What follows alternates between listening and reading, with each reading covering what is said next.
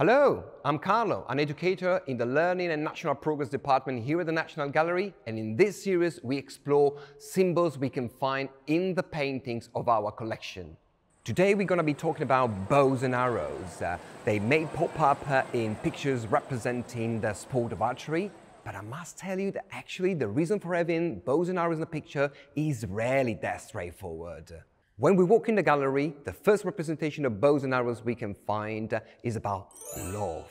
If you spot a little boy with wings, a quiver fully equipped with arrows, a bow, that's Cupid. It can be also called amor in Latin, eros in Greek, all the same, is the god of love.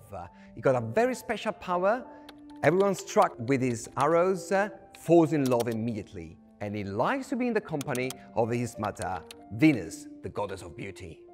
Cupid likes to share the stage with other mythological figures as well.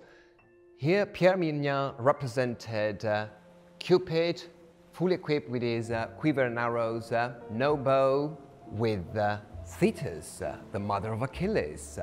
In the role of Thetis, we actually have the Marquise of Seignelay. She was the young widow of the Navy Secretary of the Sun King.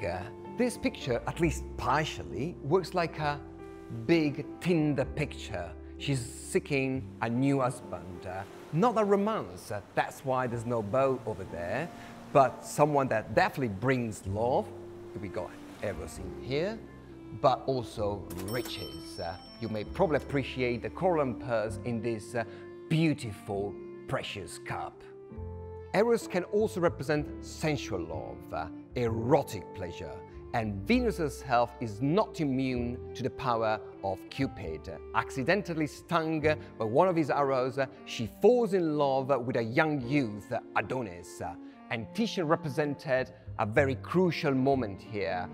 The intimacy of the couple, and you can see they definitely enjoy their divine affair because in the background Cupid is sleeping exhausted. But this moment is also crucial because this is the last time they are together. Adonis has a big passion for hunting, and this time he's going to be killed by a wild boar. Next time they'll be reunited together, he will be dead and she will be heartbroken. Love can be cruel. And this leads us to the second representation of bows and arrows. They may be a source of pain and indicate punishment. Good example, Veronese here. He's representing an unwanted lover scornfully beaten up by Cupid. Here, no magical shots for falling in love, only scratches for punishment. There are so many that Cupid has broken up the string of his bow. Arrows as a symbol of punishment are very common in Christianity as well. They identify specifically one saint, Saint Sebastian. He was a member of the Imperial Guard. He was persecuted for his faith. He was tied up to a tree or a post and shot with arrows. As it was graphically, for instance, represented by Antonio and Piero Pollaiolo here in the gallery. Another possible representation is in total solitude, and that's what Gerrit van Honthorst liked. The saint is apparently alone here, brightly lit up and dead.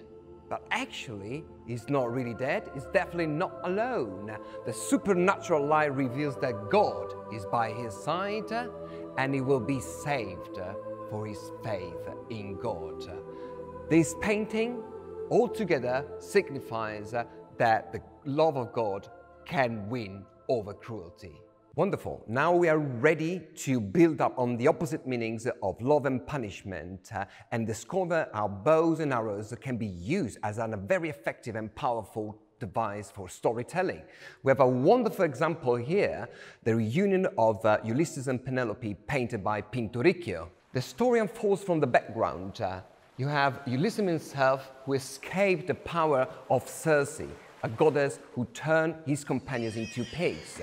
He also was able to resist the very tempting, deadly song of the sirens. And after many more adventures, after 10 years, Ulysses himself returned home. just in time to realize that young suitors were trying to marry Penelope, his wife. But she was a very smart lady, and she knew that nobody could use Ulysses' bow and arrows, and tested the suitors with an archery contest. Ulysses himself, disguised as a beggar, joined the contest, and clearly he knew how to use his bow, and he won and get rid of all the suitors using exactly the same bow. Their love was finally vindicated, and unfitted lovers were punished. Another very good example of storytelling can be found in two paintings by Titian. The first one, Diana and Acteon. Acteon is a young hunter, fully equipped with his bow, quiver, and accidentally one day he walks in Diana's bath and he sees the goddess naked. She's appalled, he's shocked, drops his bow, and he doesn't know yet he had just been cursed. Diana, in fact, transforms Acteon into a stag. The second part of the story unfolds in the second painting, where you can perfectly see that Acteon is part human, got human legs, and part a stag already. And his unwitting hounds are tearing their master in pieces. Diana herself, she leads the punishment, full tilt, you can perceive the energy, but at the same time, if you look better, if you look closer, you may realize there's no arrow there, not even a string for the bow. Has the painter forgotten to include these details? Or the painting is unfinished? Or maybe something else? If we look at this painting literally from a different angle, from the right, we realize that the landscape opens up. And the role of Diana is much, much clearer. She's the cause of the punishment, but she's not the one physically killing Acteon himself. She's fully equipped with his bow and quiver, just to symbolize that the hunter himself is responsible for his own destruction. So the paintings, it looks like he's telling us, remember that in life you may actually be struck by ill fortune, but like it or not, you may also pay the consequences, even if you don't deserve them. Bows and arrows may look insignificant details in more complex images, but actually they help us to decode meanings in paintings. So come along and see yourself how many intriguing stories of love and punishment you can discover in our paintings. If you want to learn more about our paintings, you can click here or here. There is a full list of all the paintings we have discussed today in the description below.